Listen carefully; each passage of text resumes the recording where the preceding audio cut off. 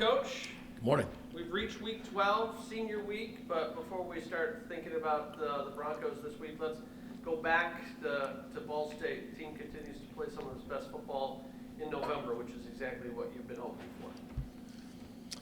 Yeah, it was a good day on Saturday down in Muncie. Like you mentioned, we really had set out to play our best ball, in November, and 2/3 of the way there. And I thought it was our best game defensively. For sure, really excited about how our defense played. Offense got off to a great start. It was probably the best start to a game, that we'd had with the 3 and out and getting the ball back, going into the wind, and going down and scoring. So lots of good things, and we got plenty more that we can become, and hard at work at doing that now. About the defense, what do you think was so good about that defensive effort, or what was sort of the root of it being so good for all 16 minutes? Well, there's there's things to point out. The sudden change stops. Holding the team for a field goal, we count as a win in a sudden change situation, which is when the team starts with the ball on our side of the 50. There's a variety of ways in which that can come to be, but the defense has to go out on our side of the 50 and gets a stop. I think we did that 3 times, stopped, big stops on 4th down. And then we affected the quarterback. We pressured the quarterback, not just the 4 sacks, but there were other ways in which, we got to him. And so those were all ways that, statistically, that we showed improvement. And then for the senior class, obviously this year has not been, I think, what anyone desired, but you have a chance to end this on a high note, and like you said, with these past weeks of playing your best ball. Just what would it mean to kind of have that all culminate, best ball, win a game on yeah. for the seniors and all that? Yeah, you want it all, for those guys. I think that our team, will feel that way. As college football becomes what college football is becoming, there might be less and less of that, but I think that we'll really feel that in a strong way. Wanting to honor those guys and make their last college football game, super special. There's some traditions that we have and things that we care about that I think will enhance that, bring that to life. And, no matter what kind of season you're having, when you do know it's going to be your last game, and you want to figure that out as soon as you can, right? You want to figure that out last January, right? So it's your last January 10th, and it's the best lift or whatever of your life. But, even if it's gotten to this point, I met with call them torchbearer leaders, the guys in their last year, and yeah, there's something about it. I think when you think back to high school, and there's some teams, you do your last practice, there's a hit, or you jog around the field, or have some kind of tradition, and you're not going to ever have those Friday night lights ever again. And it's the same for college. This has been such a huge part, of so many of these guys' lives, and maybe erroneously, but their identity. And so just realizing that, and just kind of having that heart of gratitude for everything that the, game has done for you and shaped you, and the experiences, and to go out there one last time with your brothers and play super hard and at a high level, it should be a meaningful night. And then lastly for me, just in terms of what you've seen from Western Michigan, how the team really good on both lines of scrimmage, the defense can really get after you. Just what have you seen studying them in film, what they can do and what's going to be challenging? They're good. Yeah, they're good. They're having a really good year, and they've earned their victories. They're playing really good football. I didn't get to see on TV the beginning of the game, and so they were down when I was able to flip it on, and didn't look like they wavered at all, and just had a confidence and a knowing, and played through that and caught up and then surpassed. And yeah, they're doing a good job. What are the difficulties of keeping Brock Lowry in check? He can throw the ball, he runs quite a bit. What have you seen of him on tape? Yeah, he's definitely a weapon for them. There's no doubt. You know, I think they even talked about on the broadcast how their offensive line has, you know, really developed and gotten better, come into their own here as we're, you know, getting into the month of November. And, you know, again, whenever you have a guy who can throw it and run it, it's challenging. And you know, I would say, you know, he's a powerful runner. You know, he's not just going to make you miss. He can do that too. But yeah, I mean, he's a powerful runner, and it's gonna, you know, you have to squeeze tight and get more than one person to the ball when you're bringing him down. The defensive challenges they pose, Tucker has 11 sacks, 17.5 tackles for loss. They got 3 others with 60-plus tackles. Yeah. How hard is it to kind of focus your attention offensively on what you're trying to stop or expose? Yeah, you know, I think think it starts for them, you know, with their D line, and then just a ton of productivity out of their defensive ends, and it's not just one of them. You know, there's multiple guys that have been super productive, and you know, not just on third downs. They're really active, play really hard, very athletic, but they're powerful, you know, at the same time, and you know, backed up by linebackers who are good players, and then their secondary is good. You know, they've got the whole package on D. Thank you. Jill. Coach, the focus on Tuesday is going to be the seniors and senior night, but heading into the final game of the season, who are some of the building blocks you've established for next year, looking forward to 2026? Yeah, that would be everybody who's not playing in their last year. You know, honestly, we've been very intentional, you know, with developing guys, both guys who are playing, and then guys who you haven't seen playing, you know, in games. You know, with the extra couple days, you know, we practiced yesterday, you know, it was relatively short and quick. But then with guys who've been playing, you know, on the scout teams, those guys went full pads, and we got 15 plays of live reps, and we'll do that again on Sunday.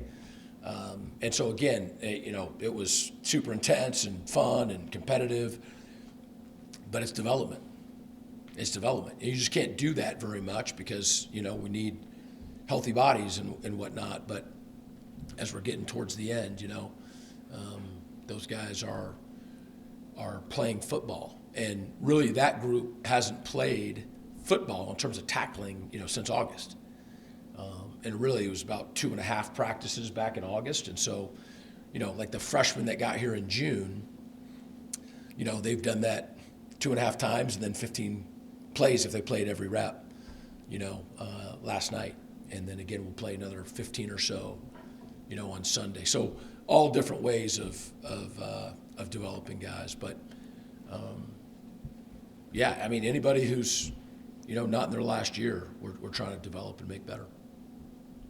With the win this week, Eastern would eclipse 500 as a program. What does that mean to you? That's one more than 499. I think that's where we're at right now. That's a lot, you know. You know, when you hear that, and is it 134 years? You know, I've been playing football here for 134 years. You know, just kind of being a part of a program that, you know, is that established and has that history, you know, and 500 wins. That's a lot of school fight songs being sung in the locker room. You know, it's pretty awesome. And being a former quarterback yourself, kind of viewing it through that lens, college football quarterback as well, how would you grade Noah Kim's performance this season? If he wasn't sitting right here, I would, yeah, no. He has been an absolute joy to coach. And I mean that. I got to see his parents in the hotel at Ball State. I was so glad that I got to run into them, and just really, really glad that he chose to come here and that, they trusted us. And, he has been, who he was on the visit, both in word and his deed behavior. And, came in here and, didn't pound his chest, but worked his butt off and got to know the team, started building relationships, and then spring ball comes, right? And so he's learning all that stuff for the first time and learned, competed, and, again, he's not a guy that pounds his chest and look at me or anything like that. But we thought super talented. I remember thinking his feet were, even better than we had thought that they were. He was voted team captain. I don't know if people realize how significant that is and how impressive that is, to not be at a place for 4 years and all that, but to come in and be voted team captain, I think is incredible. We think he's played at a really high level, all the way through. And just, again, who you are matters too. He's just, like I said, he's a joy to coach. He's positive, hardworking. Our quarterback room is together. Every guy wants to be playing, right? And so for your quarterback room to be supportive of each other and all that, the first thing that you got to look at is the starter, right? If the starter, sets that tone, then you have a chance. But if the starter's a punk, you're right, or whatever you want to call it, then it's probably not going to be a cohesive, unit.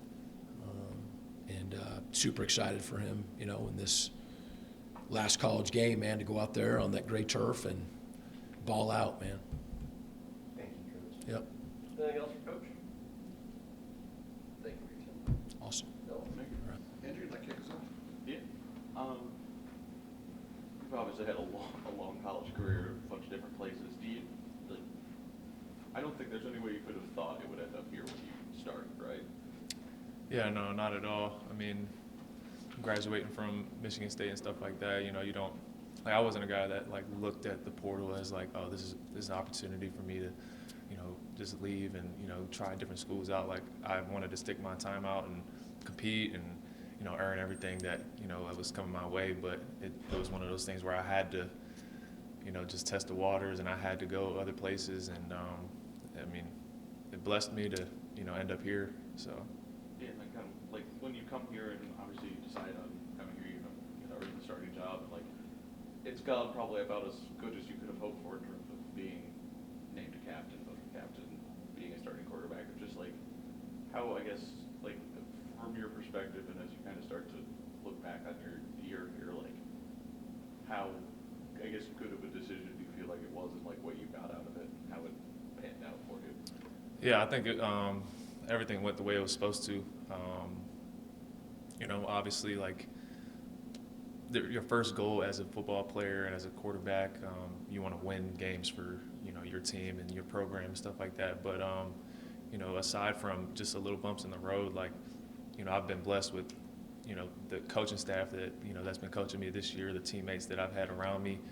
And they have made everything possible for me, and I wouldn't have been able to do anything without them. And I wouldn't say it's been just leading them at all times, but I've learned so much from my teammates and from this program that it's something that I can carry on for the rest of my life. And it's just been a blessed opportunity for me. That kind of gives me my last one. Just what are you going to take away from this year? It's kind of maybe hard to have the perspective in this moment, but what have you kind of learned about yourself or grown in this year? Just what are you going to take away from this experience? That's a tough question. There's so much that can be taken away.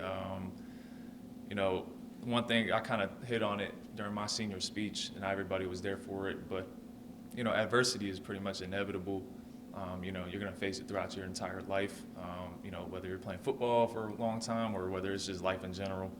Adversity is going to come, but, when you're surrounded by the people that, that I'm surrounded by, people that, you trust and, that you've fought, through different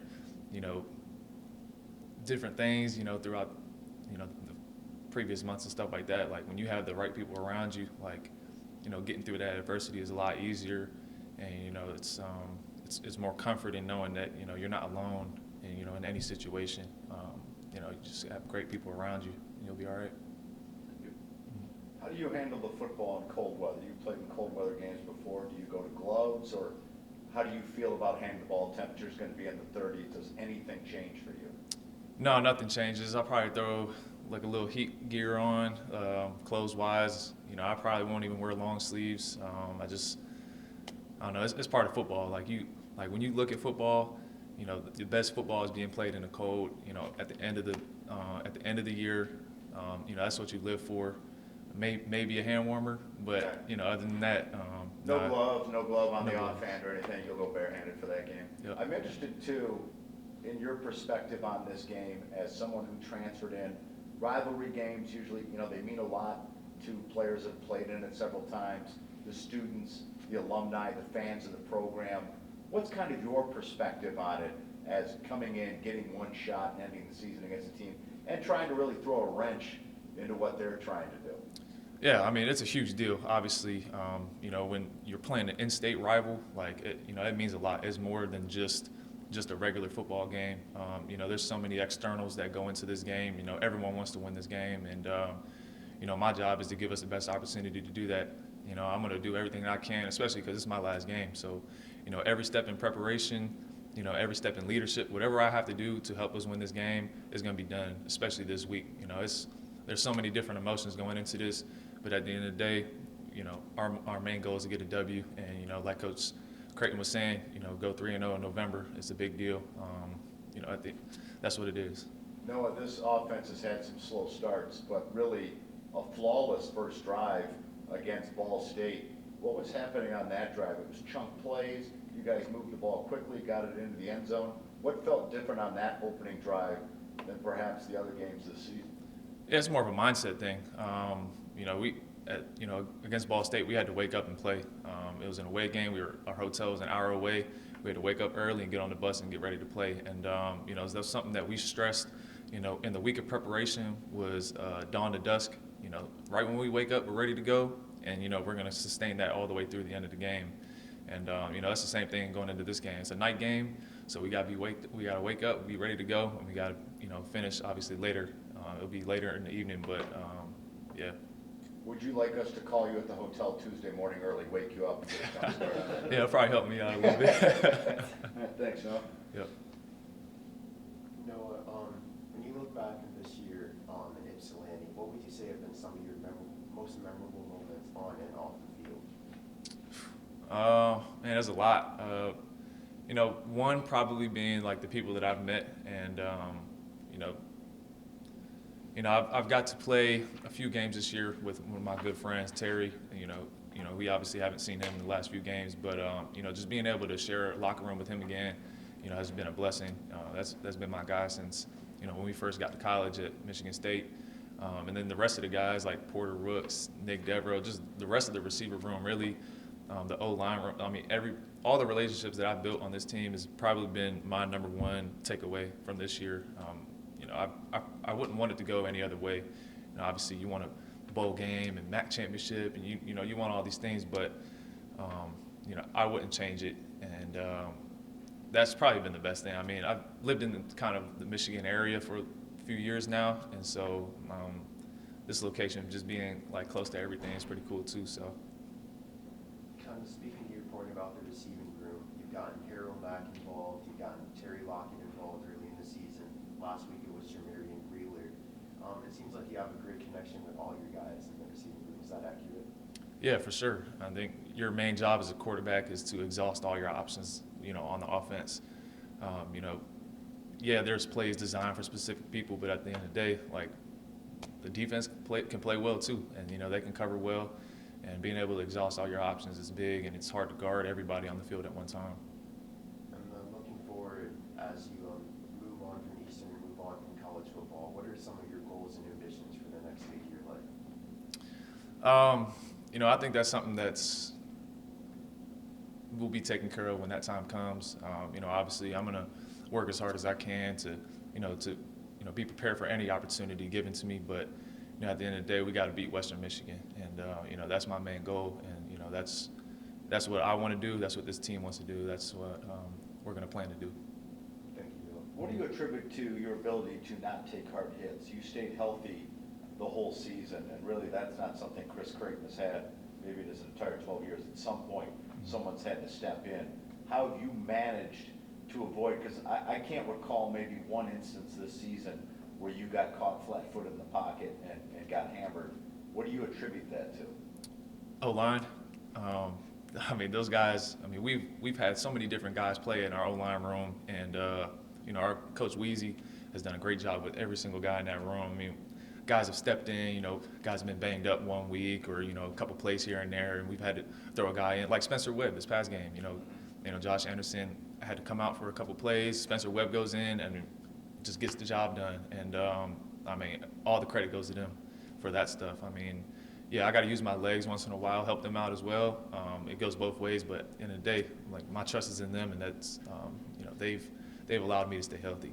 And they've got an edge rusher that's going to be a problem this week. It's not the first time you played against a guy that has some high sack totals, but as you've looked at Western's defense, you know, what's your thoughts on trying to, one, protect yourself and attack them defensively, because they got some players on the defensive side of the ball. Yeah, for sure. I mean, you know, their record speaks for itself. You know, they've won games because of their defense and because of their offense. They have good players, you know, but, you know, I think every team in the MAC has good players as well.